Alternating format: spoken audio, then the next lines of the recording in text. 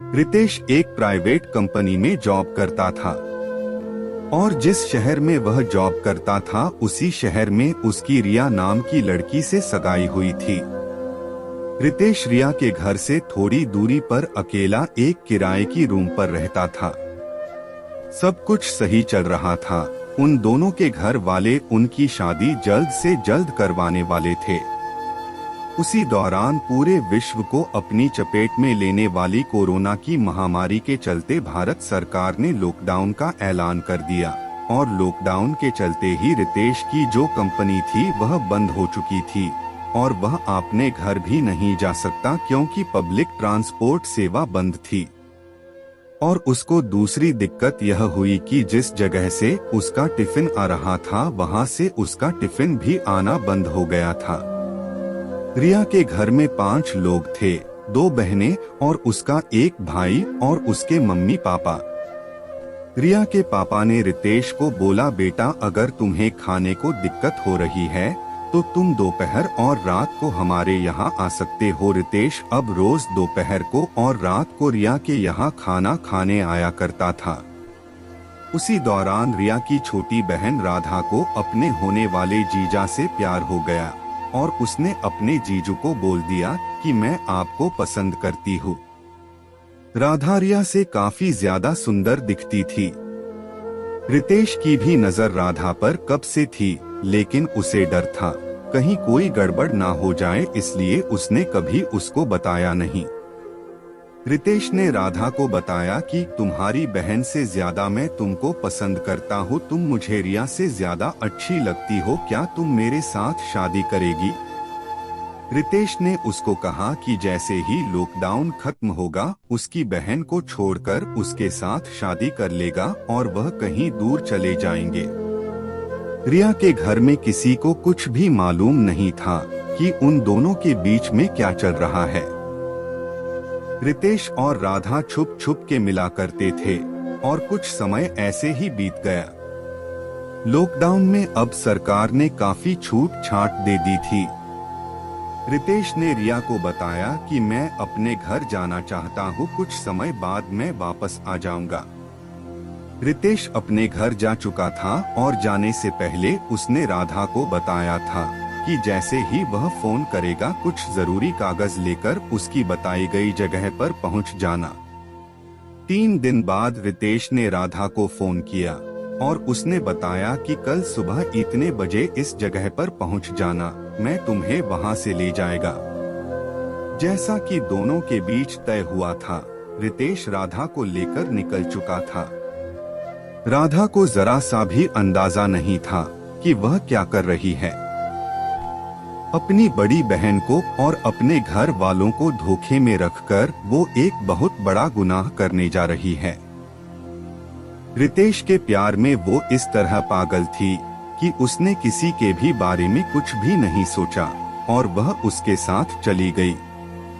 और दोपहर को वह दोनों एक जगह पर रुके जहां पर रितेश ने राधा के साथ शारीरिक संबंध बनाया।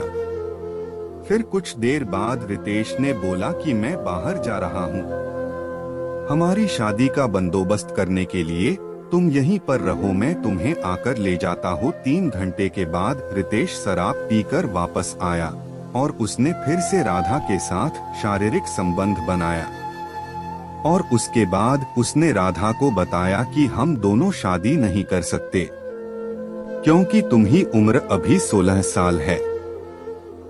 राधा ने उसे कहा कि तुम्हें तो पहले से ही मालूम था कि मेरी उम्र 16 साल है, तो तुमने पहले क्यों नहीं बताया कि हमारी शादी नहीं हो सकती?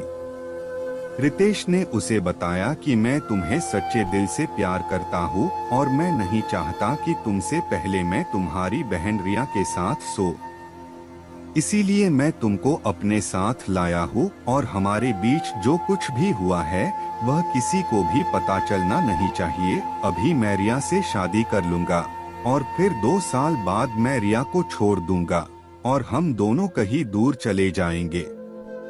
अभी मैं तुम्हें वापस तुम्हारे घर छोड़ दूंगा और कोई पूछे तो बता देना कि किसी सहेली के घर पर थी। राधा को समझ आ चुका था कि कैसे उसके जीजा ने अपनी हवस मिटाने के लिए उसका इस्तेमाल किया। ठीक है कहकर उसने बोला मुझे घर छोड़ दो। रितेश उसे वहीं पर छोड़ गया जहां से सुबह ले गया था।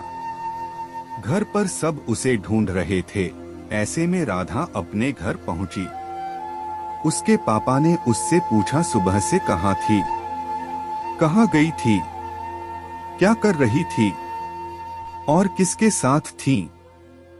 हम लोग कितने परेशान हैं, तुझे जरा सा भी अंदाजा है कुछ। सुबह से रितेश को यकीन था कि राधा किसी को कुछ भी नहीं बताएगी, लेकिन वह गलत था। राधा ने अपने पापा को सब कुछ बता दिया।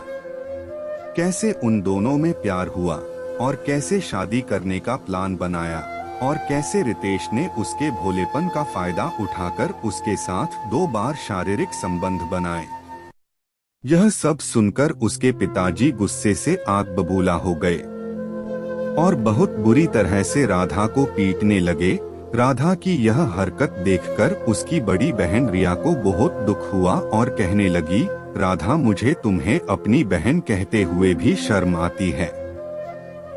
और उसने राधा को जोर से थप्पड़ लगा दी और थोड़ी देर बाद वो सब पुलिस स्टेशन पहुँचे और रितेश के खिलाफ कंप्लेंट लिखवाई। पुलिस ने कंप्लेंट लिखी और आगे रितेश को पकड़ने की कार्यवाही शुरू की।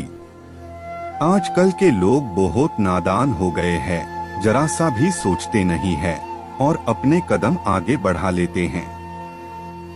यह भी नहीं सोचते कि मैं क्या कर रहा हूँ।